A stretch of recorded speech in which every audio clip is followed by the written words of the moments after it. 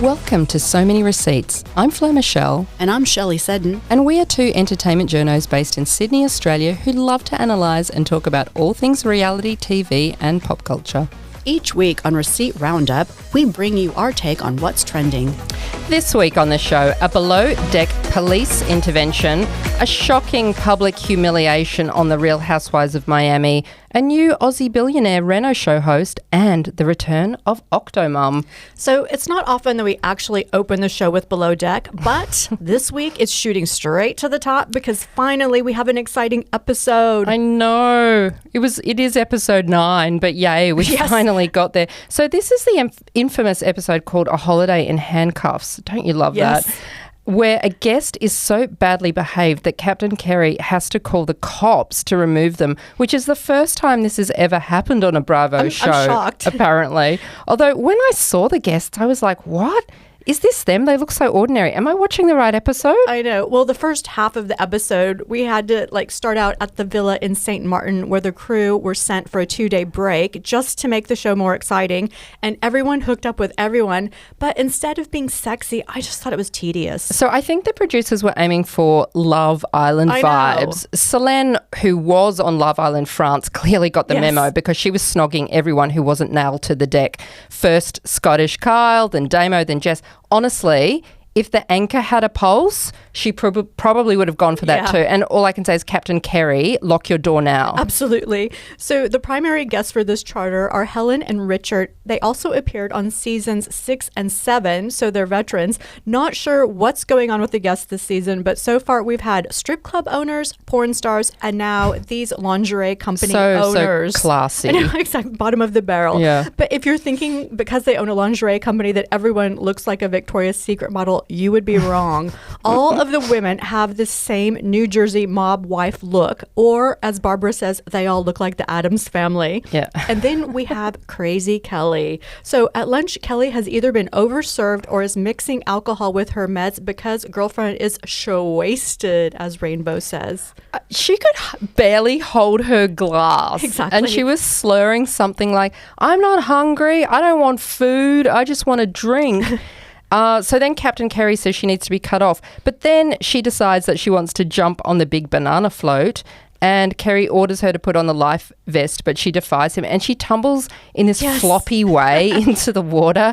And then she resurfaces to declare, I can swim. I lived in Hawaii. Well, so Jess, the deckhand, has to jump in and brings her back on the boat. And then eventually they wrangle her inside where she abuses everyone, saying she hates them, they're assholes. And even worse, she calls everyone Democrats. This was hilarious. That was so funny. But who gets drunk on the first day within the first 2 hours? Mortifying. And she also threw something at Kerry. Was it a pillow? It was a hat or a pillow? She was throwing pillows at him. Oh my God. Captain Kerry. And for the record, I would just like to point out that there's only one American on the crew, and that's Hugo the bosun. So Kelly then does this "don't you know who I am" routine, and she says she has connections, which is code for mob ties, and that her family is in the FBI. So her friends tell her she needs to leave the boat, sleep it off, and if she resists, the police are going to arrest her. So the episode ends with 3 French officers arriving on the tender. Ooh la la. And it says it's going to be continued next week. And for the first time ever, I actually wanted to watch another Below Deck straight away. Usually it's not that compelling for me. But I did think this episode was interesting because it's one of the few times we've seen how a Below Deck cast operates in a real crisis. Yeah.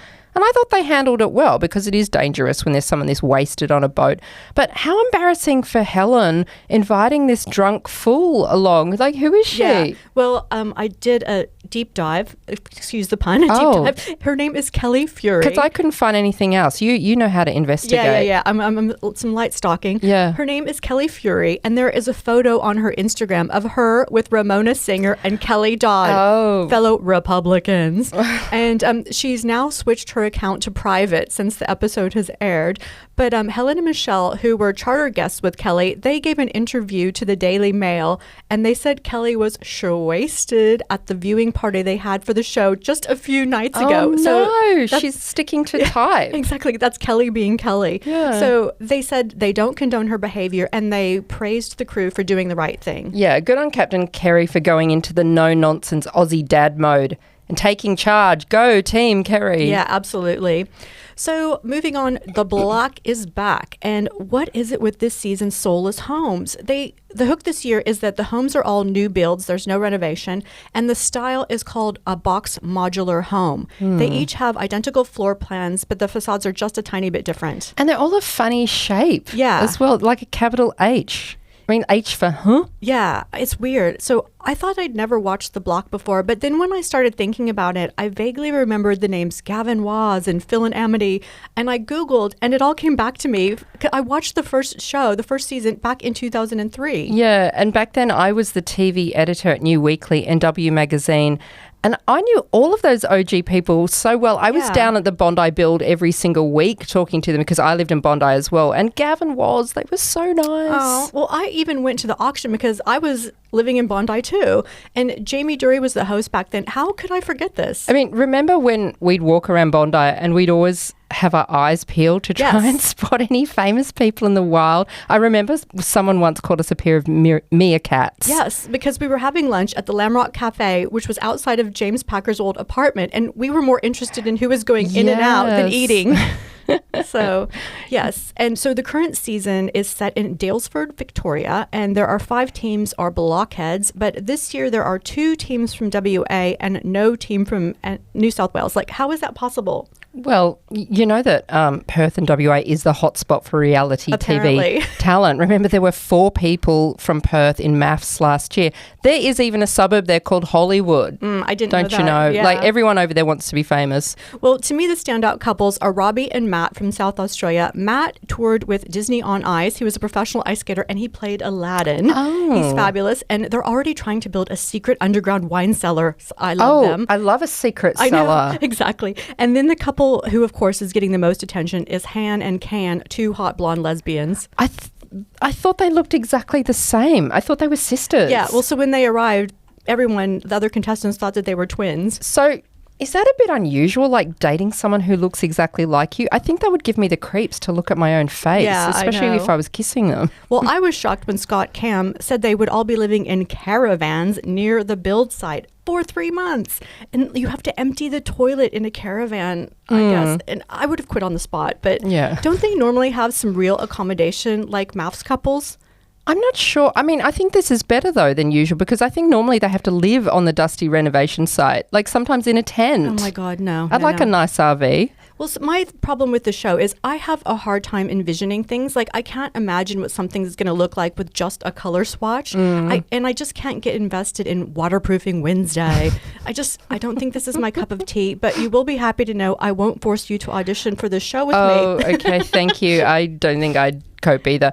So we've also got other Reno show news. Firstly, did you see that footage about that billionaire Adrian Portelli where he had a $3 million McLaren sports car craned into his $39 million Melbourne apartment? Yeah, I remember that. It was really big news at the time. That's actually still Melbourne's most expensive apartment. So Adrian has been announced this week as a presenter alongside Chris Brown on Channel 7's upcoming show My Reno Rules, which is set to rival The Block. So Adrian, he's this billionaire, unlike any presenter you've seen.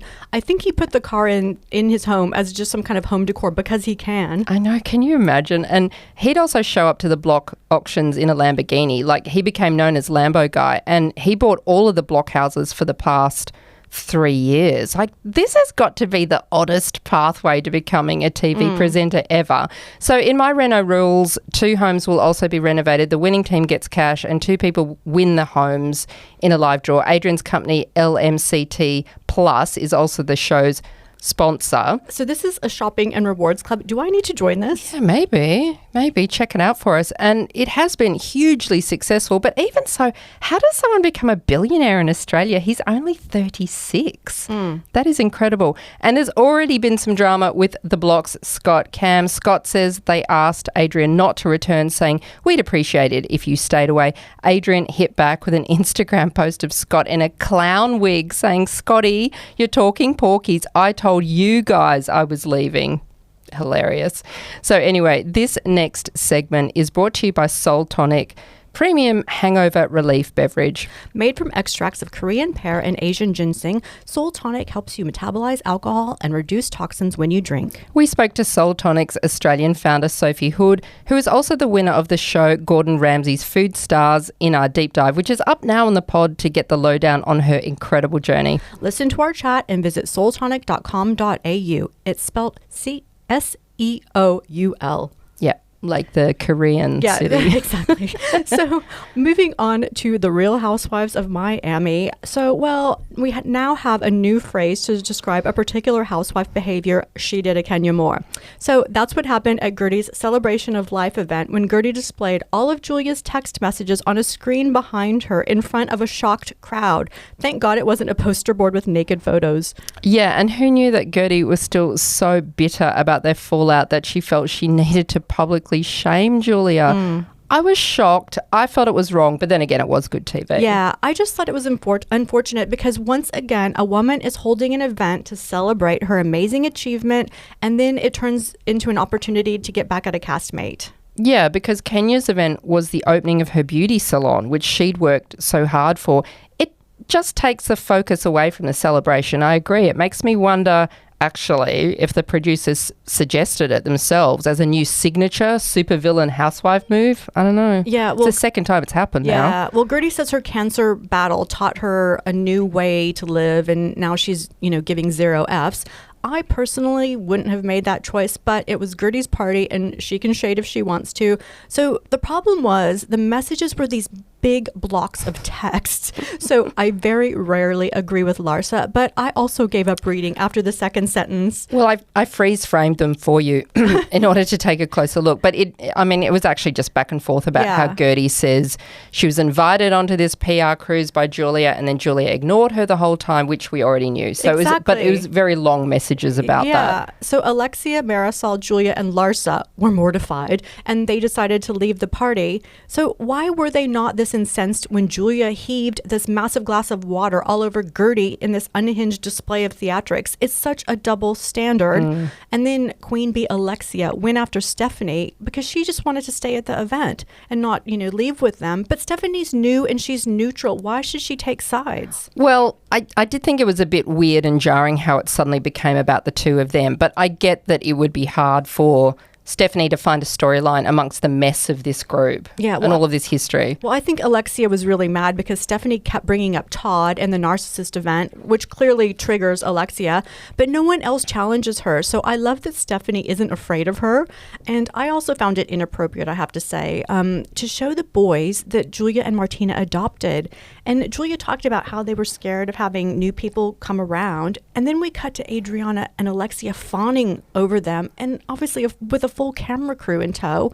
I just felt it was performative. These boys are absolutely adorable, but leave the kids out of it. Yes, agree. That issue of kids on camera is a really thorny one, isn't it? By the way, as an aside, I saw Martina solemnly clapping at Wimbledon when Amanda Anisimova lost 6-love in the women's final to Iga Swiatek. That's the first time it's happened since 1911. You should actually watch Amanda's speech after the match on YouTube. Amanda, she's only 18. She was crying. She was so embarrassed. That made me cry. Oh, poor thing. Yes. So Rose and Thorn time, and my thorn is for Jax Taylor on the Valley reunion part 1, and also for just Jax Taylor in general.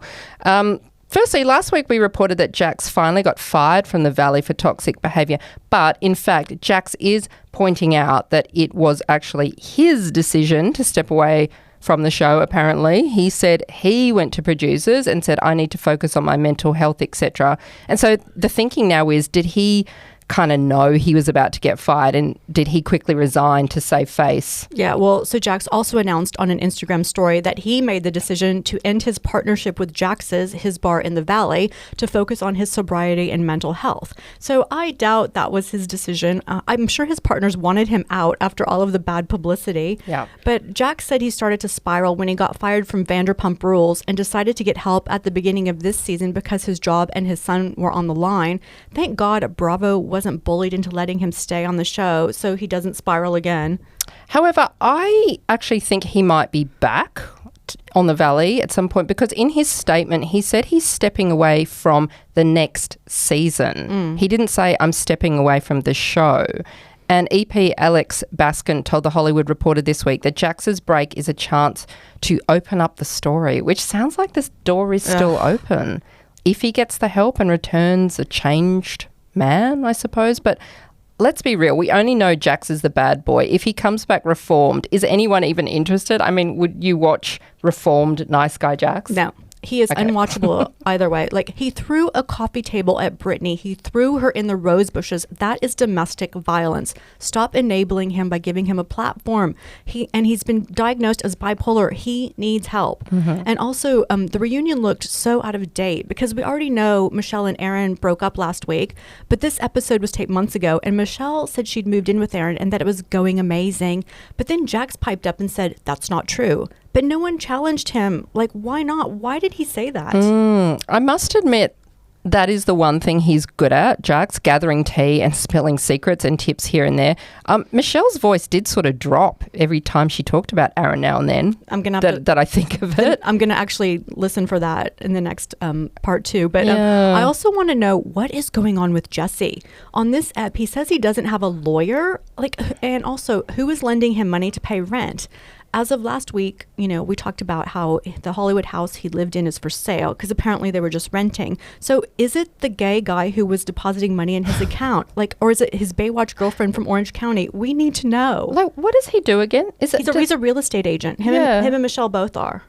And is it not doing well? Why does he need money? I know, exactly. What's going on with it? Anyway, this next segment is brought to you by Basis, the Australian brand making everyday essentials anything but ordinary, from personalised water bottles and coffee tumblers to sleek vegan leather notebooks and laptop cases. Basis lets you name it, monogram it, and make it yours. Designed to be as functional as they are beautiful, Basis products make the perfect gift or a well-deserved treat for yourself. And because they ship everything from their Sydney warehouse, you can have your custom order within a couple of days. Just pick your product and add your name or initials, and Basis will do the rest. It's really that easy. Explore the full range at basis.com. That's BEYSIS.com. So, Rose and Thorn time for you. Yes. So my thorn this week is for the rapid spiral of Katie on the Real Housewives of Orange County. It's only getting worse, right? Like, she might end up back in a mental health facility at this rate.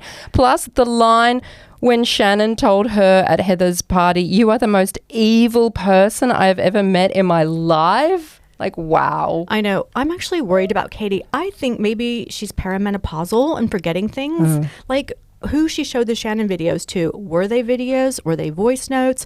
Was she on the phone with her husband, or was she on some kind of client Zoom? Like, even Katie can't keep her lies straight. I think she needs like an Excel document or a Google Doc. Like, what is the best organizational system to keep track of your lies? Well, maybe a voice recorder. Yeah. She just speak into it and listen back to it at night before she goes to sleep. Well, this is how crazy it is. So Katie says at the Hot Pot lunch that she did play the recording for Alexis. Then in the apology texts and at Heather's party, she says she didn't. But then in her confessional, she says she did. She shared the audio with her husband, Matt, and then Alexis, and then Jen, maybe. I'm getting vertigo, which, as we learned from last week's And Just Like That, is actually a real thing. It's too much. It's too much. I know. And also this week on TikTok, Bravo Babe, the Orange County-based blogger, so that's her name on TikTok, Yeah. she is the one caught up in all the drama. She posted a reel confirming Katie did reach out to her, complete with text screenshots. She shows the shots. She also said she found the term blogger a bit weird too, like we did. I think content creator is probably more apt.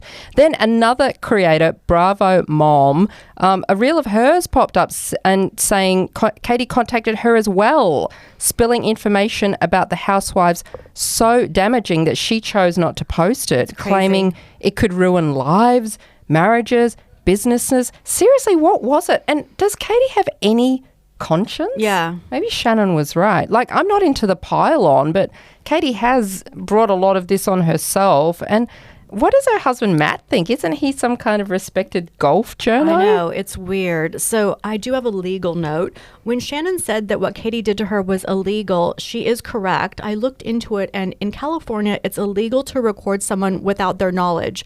But what if you live in Australia and you're recording someone you're talking to in California? Is that illegal? Just asking for a friend.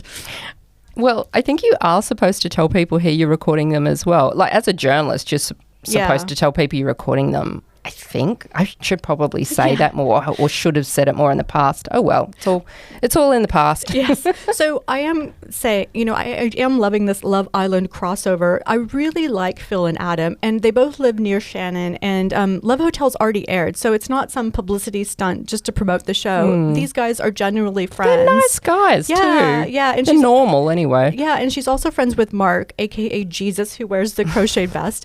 But to me, there was a really shocking scene in this episode. So Jen's son, Dawson, who is 18, he's joined the Marines and is getting ready to leave for boot camp. Meanwhile, her older son, Harrison, needed a student loan to continue going to the University of Southern California, which is $73,000 per year. So Jen's ex-husband, Will, who was very successful at one time, he wasn't able to obtain the loan without a co-signer. So he had Dawson, his 18-year-old son, co-sign. That was so bizarre. He is literally still a boy. Yeah. Plus, this kid seems very go with the flow. I don't think he understands how serious it was in signing that. That's so irresponsible of a parent. Yeah, and I just want to know, why does her ex need someone to co-sign, and how is a currently unemployed 18-year-old with no credit history allowed to co-sign? Make it make sense. Plot hole alert. Yeah. So my rose this week is for Confessions of Octomum, a new 6-part series that recently popped up on 7+. Not only am I giving this a rose, Shell, I am giving it the whole flower shop. God. Honestly, this has been one of the most compelling things I've watched all year. I binged all 6 episodes in a row. Literally, I could not stop because for the first time, it's the full story in Octomum's words. So Octomom is, of course, Nadia Suleiman, who now goes by Natalie. She is the only person in history to have given birth to 8 babies at once, who then all survived, and they're now all 16 years old. There was so much controversy around Natalie for years, remember? Yeah. Like, she was a single woman who already had 6 kids, and then that brought the total to 14. So do they talk about who the father is in all of this? Yes, sort of. So both sets of kids, the 6 and then the 8, they were fathered by 2 different sperm donors who were both friends of hers. And the one of the 8, she actually was, they kind of were going out and stuff. Oh, really? And then they became friends, and he said, yeah, I'll help you out. So Natalie did lots of interviews back in the day, Oprah, Dr. Phil, Howard Stern, because she needed the money. Yeah. So we saw her a lot, remember? Like, I always thought she did come across as a bit kooky and childlike, but she's now 50. She's much more mellow and confident. She still is a little zany. She actually reminds me of Shannon Bedore from the OC, not only in looks but in temperament. But she's overall nowadays surprisingly normal and likable. She actually reminded me of Meghan Markle. She looks like Meghan to me, but I think there's something off about her. Well, they touch on that. Like, she admits there's something off about herself as well. She keeps saying, she says over and over again, I'm naturally quite immature. I always have been. I've always been very young and childlike for my age. And she opens up about having OCD, anxiety, and she thinks that she possibly is on the autism spectrum, which I can see that. Like, she admits she struggles socially, and it does show. So the series covers everything from the embryo transfers to the media chaos, her money struggles. Remember that porn video she so did? bad. her asexuality, so she's not interested in men at all. She never was. That's crazy. She only, or anybody, she only ever wanted to be a mum by herself and daily, and it also covers her daily life. The most jaw-dropping revelation is that she was actually a victim of medical malpractice. It really was not her fault. Like, her fertility doctor, he was later deregistered. He implanted 12 embryos in her, not the 6 that she agreed to. And for each of her previous pregnancies of the first 6, she had 5 embryos implanted at a time, and they only ever resulted in a singleton birth or just the one set of twins that she's had. So anymore, they don't do this any longer in fertility practice, thank God. Well, you know what I think about breeders. She is the queen of breeders. So what did I like about this? Well, look, most striking, I feel, is how lovely these kids are. The octuplets, they've been homeschooled because they had to be, because they were actually bullied quite badly. They're very quiet. Yeah. They're very sweet. Her older kids in the first 6, they're all young adults. They're thoughtful. They're so articulate. They're really intelligent. And headlines now say, Octo Mum proved us all wrong. And she really has, actually. She's done an incredible job. I just really did love this. Well, I'm ending with a rose for a doco as well. It's a new HBO Max doco called Billy Joel and So It Goes. I wouldn't say I am a huge Billy Joel fan, but I do love music docos. So Uptown Girl. Yeah. I actually saw him live in concert in the 80s when I was in high school at the Perth Entertainment Centre. Well, I'm definitely a fan after watching this. He has had an extraordinary life. And this doco, which is exec produced by Tom Hanks, clocks in at 5.5 hours, but it is split into 2 parts. Oh, thank God. Because when you first told me about this in our meeting, I was like, you watch all 5 hours at once? That's half my weekend. I have ADHD. I can't watch 5 hours. But he is such a part of American culture and such a part of New York. And his music's have been around since the 70s. He's had a 50-year career. And you forget about how many songs he has. I know. And he still gets airplay to this day. On Smooth FM anyway, which I do listen to in the car. For anybody young listening, that is an old person radio station. We call it dad radio in my house. So you'll never listen to songs like Piano Man or Lunatic the same way again. After learning the stories behind them, it's really fascinating. And the music's incredible. But what I loved the most is the behind the scenes celebrity goss. So my favorite story was that Billy was burnt out from touring. He went to St. Bart's to have a holiday. He was at this local bar filled with models who were in St. Bart's for a photo shoot. And his then girlfriend, Elle McPherson, was draped over the piano trying to get his attention. That's right. I forgot they dated. He was like a supermodel magnet. I mean, he was rich and famous, but how did he get that many hot chicks? But just because musicians... He wasn't John Bon Jovi. Yeah, I know. Because musicians always get the girl. Okay. And so Christy Brinkley shows up and she sat down beside him at the piano bench and she starts singing. And there was another young girl who insisted that she loved to sing and wanted to have a go, but they kept saying, yeah, whatever. So then this girl finally got a chance to sing and blew everyone away. So the girl was Whitney Houston, who was there on her first modeling gig. Oh, that's interesting. And so that's how he met Christy Brinkley in St. Bart's. Yeah. So they both lived in New York at the time and kept in touch. And Billy eventually broke up with Elle to be with Christy, and they later got married and had a daughter named Alexa. So this doco is packed with wild stories like his mental health struggles, alcoholism, a $90 million betrayal by his manager, motorcycle crashes. It also features celeb cameos from Sting, Paul McCartney, Bruce Springsteen, and all 4 of Billy's wives. He's had 4 wives? Yeah. Forgot about a few of them. Yeah, it's really fascinating. So Billy is now 76, and he recently canceled all of his upcoming shows due to a brain condition called normal pressure hydrocephalus, which affects hearing, vision, and balance. So he says he's feeling good and is getting treatment. Oh, that's sad to hear. I mean, but amazing that he still wants to sing and can sing when he's well at 76. I wonder if he'll perform again. Yeah, I hope so. If he comes here, let's go. Yeah. Okay. So that's it for this week. Thanks for listening. I'm Fleur Michelle. And I'm Shelley Seddon. Join us next week for So Many Receipts.